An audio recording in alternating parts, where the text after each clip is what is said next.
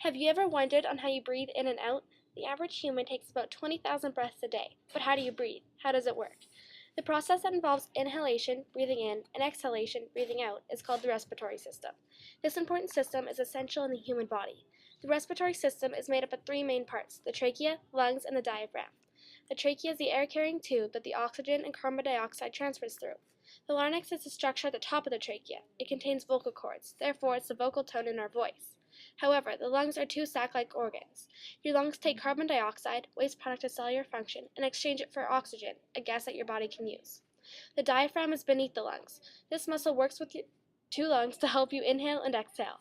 All of these systems work together as we breathe in and out. As you breathe in, oxygen fills your lungs, and as you breathe out, carbon dioxide is released from your body. As you take a breath, the air is pulled in by the trachea, and when you breathe out, the air goes through the trachea and out through your nose and mouth. When you inhale, your diaphragm contracts, inflates your lungs, and as you exhale, your diaphragm relaxes, contracts your lungs. Therefore, as you breathe out, your diaphragm moves back to help support the carbon dioxide move through the trachea and out of the body. You can experiment this theory by placing your hand on your tummy area, breathing in thoroughly, then your stomach just got a little bigger.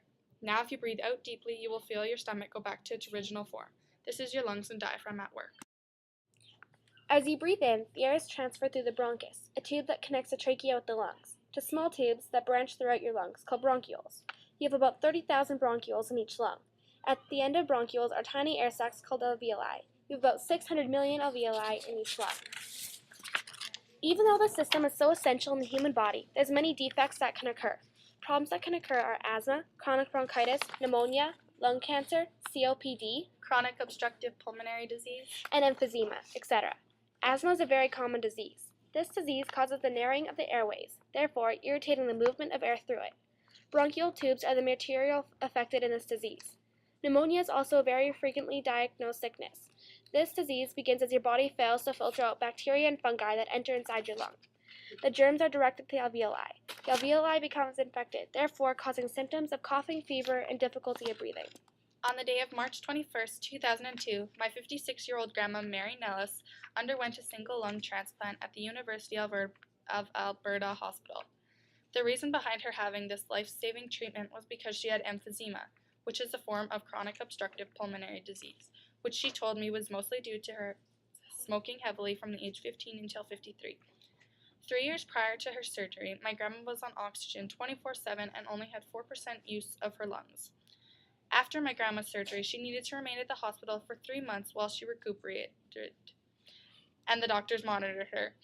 Every day she had to have 1 hour of intravenous drugs, which she said was probably equivalent to 50 pills. She will always have to take anti-rejection and other medications for the rest of her life. Right now she takes around 25 pills per day. Chronic obstructive pulmonary disease affects the person's ability to breathe and is one of the most common lung diseases. Emphysema is a disease of the lungs tissue which is caused by the destruction of the structures feeding the alveoli. People with this disease do not get enough oxygen and have to force exhalation, which causes collapse in the small airways of their lungs. This disease causes damage to the air sac walls, causing loss of elasticity. My grandma is very thankful to be alive to this very day. There was only a 50-50% chance of her surviving after 5 years, and she beat the odds as she just celebrated her 67th birthday. She says it's because she had me, my brother, and my cousin to live for. When I look through pictures of back then, it still scares me of how close she was to dying. My great-grandma was a heavy smoker about 12 years ago as well. Irene Cartier was diagnosed with chronic obstructive Pulmonary disease, also known as COPD. This disease often is hereditary or caused by second-hand or first-hand smoking. This defect causes extreme shortness of breath and eliminating activities you perform throughout the day. The respiratory system is a very complex, essential aspect of the human body. It filters out our oxygen intake. If this particular system does not exist, mankind would be extinct, as breathing is a key component inside the human bodies. Muscles also receive oxygen. If oxygen was cut off from your daily cycle, the vast majority of our cells would die, gradually leading to death. However, not only do we need oxygen to support our body, carbon dioxide needs to be released as well. Therefore, the respiratory system is very crucial to an extensive amount of species.